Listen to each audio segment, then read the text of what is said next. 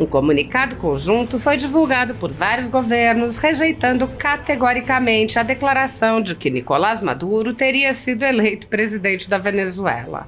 O Tribunal Supremo de Justiça daquele país declarou a vitória de Maduro e impôs sigilo sobre todos os documentos de apuração das eleições.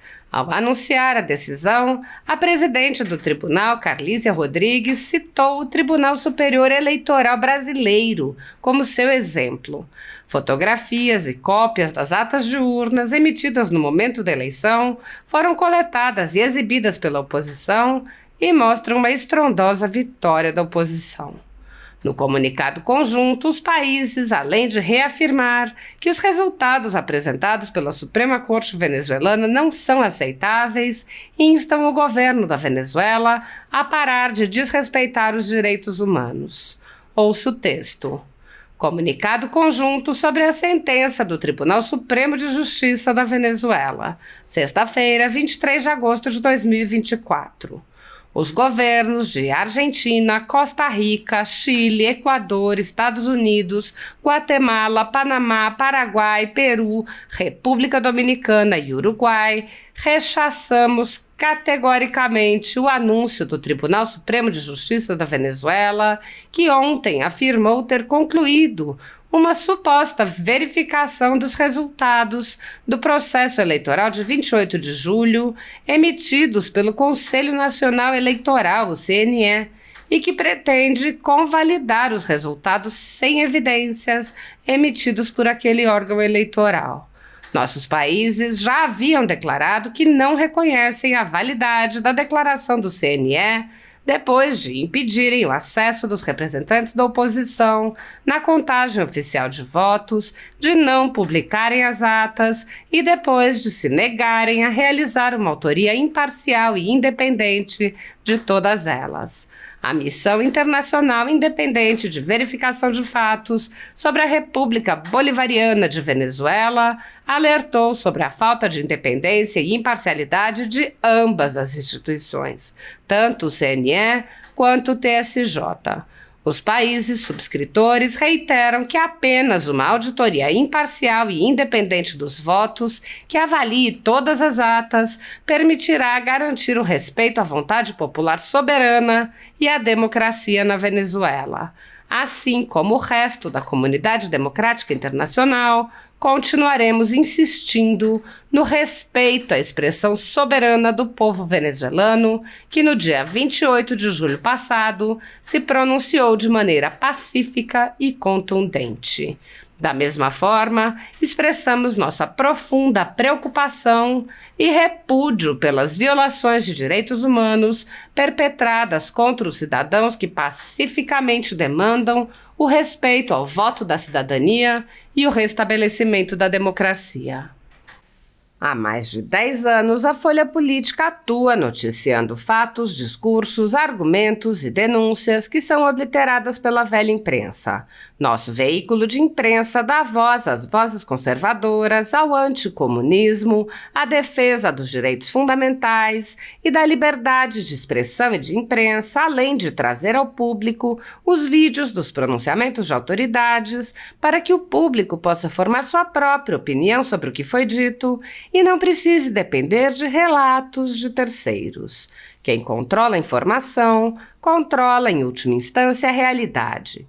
Grupos monopolísticos e cartéis que se associam com o intuito de barrar informações contrárias ou inconvenientes atuam em conluio com a finalidade de aniquilar qualquer mídia independente, eliminando o contraditório e a possibilidade de um debate público amplo, honesto, abrangendo todos os feixes e singularidades dos mais diversos espectros políticos. Controlando as informações, o cartel midiático brasileiro tenta excluir do debate e, em última instância, da vida pública, os conservadores e os veículos que dão voz a essas pessoas. A renda de mais de 20 meses de trabalho da Folha Política está sendo confiscada a mando do ministro Luiz Felipe Salomão ex-corregedor do TSE, com respaldo e apoio de Luiz Roberto Barroso, Alexandre de Moraes e Edson Fachin. A decisão confisca de forma indiscriminada todas as receitas advindas do YouTube, indicando claramente que a intenção não é a de excluir conteúdos específicos, mas sim de calar o canal e eliminar o jornal. Anteriormente, a sede da Folha Política foi invadida e todos os equipamentos do jornal foram apreendidos a mando do ministro Alexandre de Moraes em inquérito que foi arquivado por falta de indícios de crime. Se você apoia o trabalho da Folha Política e pode ajudar, doe qualquer valor à empresa Raposo Fernandes por meio do Pix, cujo QR Code está visível na tela, ou por meio do código ajude@folhapolitica.org. Se preferir transferência ou depósito, a conta da empresa Raposo Fernandes está disponível na descrição deste vídeo e no comentário fixado no topo. Há mais de 10 anos, a Folha Política vem mostrando a realidade da política brasileira e quebrando barreiras do monopólio da informação. Com a sua ajuda, poderá se manter firme e continuar a exercer o seu trabalho. Pix ajude@folhapolitica.org.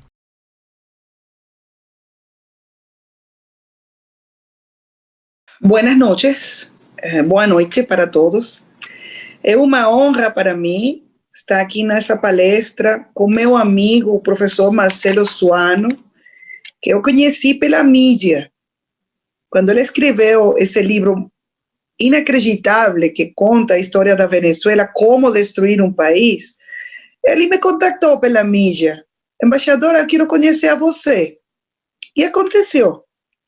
Então, eu escrevi a contraportada de seu livro. Isso foi maravilhoso, porque foi uma reunião muito boa. Eu lembro sempre que foi uma reunião de uma pessoa que eu não conhecia e que conhece muito bem o que está acontecendo no meu país. Também é uma honra para mim falar com o Lucas. Lucas escreve muito de Venezuela e conhece muito bem a situação. Então, eles conhecem tanto bem Venezuela que eu só aqui vou fazer uns comentários, porque eles conhecem muito bem a situação. E, por supuesto, eu quero cumprimentar ao ministro Roberto, porque a FUNAG abriu as portas para mim, não como a embaixadora, sino como a professora Maria Teresa Velanda, que eu sou. E eu agradeço muito, porque quando você é professor toda a sua vida, isso não muda. Então, para mim é uma honra que a FUNAG hoje haja feito este convite para falar sobre como destruir um país. Então, eu quero começar dizendo que como você pode destruir um país? Um país petroleiro, um país que foi o país mais rico da América Latina, que tem as maiores reservas de petróleo do mundo. Como que aconteceu que a Venezuela hoje tem 5,5 milhões de venezuelanos que tiveram que fugir porque estão morrendo de fome? Como é que 5 milhões de venezuelanos tiveram que cruzar a fronteira a pé? Só para colocar uma dimensão, a migração nossa nesse momento tem a mesma população que muitos países. Venezuelanos que caminaram uma distância que é desde Berlim hasta Madrid, buscando uma boa vida. Aqui em Brasil, temos 300 mil venezuelanos, de los quais 280 mil cruzaram a fronteira a pé, com a roupa que tinham posta e uma mala. Então, como destruir um país? O primeiro, quando as pessoas elegem nas eleições a uma pessoa que não tem capacitação para ser presidente. A destruição da Venezuela não começou com Maduro. A destruição da Venezuela começou com Chávez. Quando ele foi elegido, no ano 1998, a Venezuela produzia 3.200.000 barriles de petróleo por dia. 3.200.000 barriles de petróleo por dia. Então, chega à presidência um homem que não tem educação, um homem que tem ressentimento social, um homem com desejos de vingança, que fez um golpe de Estado no ano 1992, que foi à prisão, e quando ele saiu da prisão, eu me vou a vingar. Isso foi o fato, eu me vou a vingar. E como aconteceu? Ele destruiu nosso país. Então, a primeira coisa é, se você quer destruir seu país, tem que eleger uma pessoa com as características que tive Chávez. E depois, votar por um sucessor que é pior que Chávez. A segunda coisa que aconteceu foi que nessa quantidade de dinheiro, só pode imaginar, saca uma conta. 2013, o barril de petróleo, $110, $120 por barril. Se você tem 3.200.000 barriles, é uma conta fácil. Imagina quanto dinheiro entrou nas contas da Venezuela. Você pode acreditar que hoje a Venezuela não tem energia elétrica, não tem água, não tem comida. A gente está morrendo de fome. Com essa quantidade de dinheiro que ingressou às contas do governo venezuelano, o que fez o Chávez? A primeira coisa que fez foi expropriar as terras produtivas. O primeiro que aconteceu, as melhores fazendas, as melhores, as mais produtivas, não, agora não são de seus donos, são de nosso governo. Vamos expropriar. Nessas terras que os produtores eram produtores de bem, produziam milho, farinha, arroz, feijão, bananas, frutas, tudo isso acabou. Porque eles expropriaram as terras para dividir as terras entre as pessoas e ninguém fez um investimento, ninguém fez um mantenimento, ninguém fez uma capacitação para as novas pessoas. Então, essas terras foram arrasadas. A segunda coisa que ele fez foi despedir, votar, sair de 20.000 empregados da indústria petroleira. Isso aconteceu no ano 2002. Um dia, ele decidiu sair de 20.000 profissionais, engenheiros petroleiros, geologistas, pessoas que tinham toda a sua vida fazendo um trabalho maravilhoso, porque a Venezuela foi a segunda indústria petroleira mais importante no mundo. Então, se você quer destruir uma indústria petroleira, o primeiro que tem que fazer é sair das pessoas profissionais e colocar nesses postos amigos ideológicos, pessoas do partido político do presidente que não têm capacitação para fazer o que a indústria petroleira faz, que é produzir petróleo. Essa foi a segunda coisa que ele fez, expropriar as terras produtivas, colocar pessoas sem capacitação na indústria petroleira e começar a fazer convênios com governos não democráticos. O primeiro que tem que chamar a atenção de vocês é que no ano 2001, Chávez visitou Saddam Hussein no meio das sanções contra Saddam Hussein pela guerra de Iraque. E ele foi a fazer acordos com ele, com o governo iraniano, com o governo de Coreia do Norte, com Cuba, com governos não democráticos. Então, tem uma terceira opção, como destruir um país, fazer convênios com governos não democráticos. A quarta coisa que ele fez foi entregar nossa soberania, nossas forças armadas, nossa inteligência e nossa companhia para fazer documentos, identificação aos cubanos. Chávez fez um convênio com Cuba e ele entregou tudo o que é nossa identificação, registros, cartórios. Hoje, a Venezuela, se você vai vender um apartamento, ou se você vai vender um carro, os cubanos têm controle desses documentos. Aí tem uma quarta coisa, entregar a soberania a um governo estrangeiro. E Chávez abriu as portas para os cubanos, primeiro, e depois para outros, russos, chinos, iranianos. A outra coisa que você tem que fazer para destruir um país é regalar o dinheiro que não é sujo. Chávez recebeu tanto dinheiro, foi como quando você ganhou a loteria. Então, ele decidiu repartir o dinheiro entre os amigos. Ah, quando você precisa, Evo Morales, aqui tem dinheiro. Quando você precisa, Rafael Correa, aqui tem. Eu te vou regalar um helicóptero. Ele regalou helicópteros das Forças Armadas aos amigos. Você regala as coisas que são suas, você não regala um patrimônio nacional. Ele fez isso. Ele fez isso. Regalou nosso dinheiro, o dinheiro dos venezuelanos, o dinheiro de PDVSA.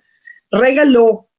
E também fez uma estrutura burocrática de corrupção para beneficiar as pessoas que trabalhavam com ele, que isso foi CADIV, Comissão de Administração de Divisas. Se você precisava importar uma caneta, você precisava importar um quaderno, um livro, um carro, você tinha que passar por uma empresa administrada pelo governo e ele decidia, você tem dólares ou você não tem. Aí ocorreu o maior acto de corrupção de nossa história. Outra coisa que você tem que fazer para destruir o país é administrar mal. E eles administraram muito mal os recursos porque eles regalaram, donaram e se corromperam. A outra coisa que você tem que fazer, o que ocorreu na Venezuela, foi transformar as Forças Armadas. Nossas Forças Armadas, no passado, foram Forças Armadas profissionais, formadas em democracia, subordinadas ao poder civil. O que aconteceu? Chávez mudou tudo isso, transformou a estrutura das Forças Armadas e cambiou a doutrina de emprego das Forças Armadas, de Forças Armadas profissionais a Forças Armadas revolucionárias. Agora, sua lealdade não é com a nação, sua lealdade é comigo, com o líder da revolução.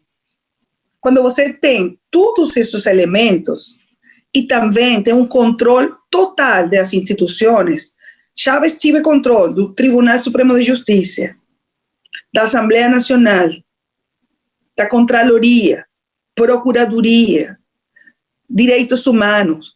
Todos os poderes estavam em controle de Chávez. Então, você tem aí todos esses elementos que hoje configuram a crise humanitária complexa mais grande do mundo depois de Síria.